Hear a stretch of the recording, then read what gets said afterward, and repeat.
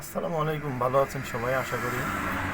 আমার সামনে যেই রোড সায়েন্সটি দেখতে পাচ্ছেন, সেটি হচ্ছে আহ, বাধ্যতামূলক, আপনার এটা মানতেই হবে। এখন যে বিষয়টা হচ্ছে, আপনি দেখতে পাচ্ছেন প্রথম যে লেন, সেই লেনে যখন আপনি গাড়ি ড্রাইভিং করবেন তখন 50 ঘন্টায় 50 কিলো গতি থাকবে আর কি।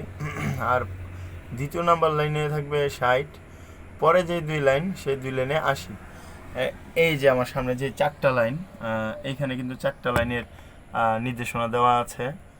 এই যে চারটা লাইন, এই যে প্রথম লাইনটা হচ্ছে 1 নাম্বার, এই লাইনটাতে আপনি 50, দ্বিতীয়টা হচ্ছে 60, আর ওই দুইটা হচ্ছে 80। এখন বিদেশে যেরকম আপনারা দেখেন, রাস্তার মধ্যে আসলে লেখা আছে কোন রাস্তায় কত কিলোমিটার গতিতে চলবে। তো এইখানেও কিন্তু লেখা আছে যে কোন লেনে কত কিলোমিটার গতিতে চলবে। সত্যি কথা বলতে কি, আমি এখন আছি কিন্তু 300 ফিট, 300 ফিট যে হাইওয়ে রাস্তা। এই আকাশে রোদ্রের রোদ ওঠার একটা অনুভূতি মানে ফিল করা যাচ্ছে উপরে দিকে যদি তাকান। তো 300 ফিটে এখন আছি আমি, গাড়ি নিয়ে এখানে একটু দাঁড়াইছি শুধুমাত্র। আমি একটু যদি দেখাই আপনাদেরকে যে পরিবেশটা, এই যে আমার গাড়ি, আমি এখানে একটু দাঁড়াইছি আপনার মূলত আপনাদেরকে দেখানোর জন্য যে কত সুন্দর একটা পরিবেশ। আসলে বাংলাদেশে আপনার পরিবেশ ঠিক আছে, সব ঠিক আছে মোটামুটি। যেই 300 ফিট রাস্তা, এটা আসলে দেখার মতন রাস্তা, যা অন্য অন্য বিশ্বের সাথে তুলনা করা যায়।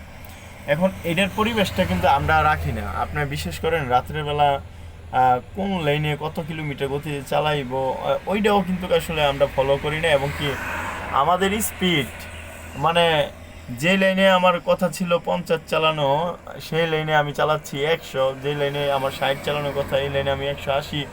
যে লাইনে 80 চালানোর কথা, এই লাইনে 140।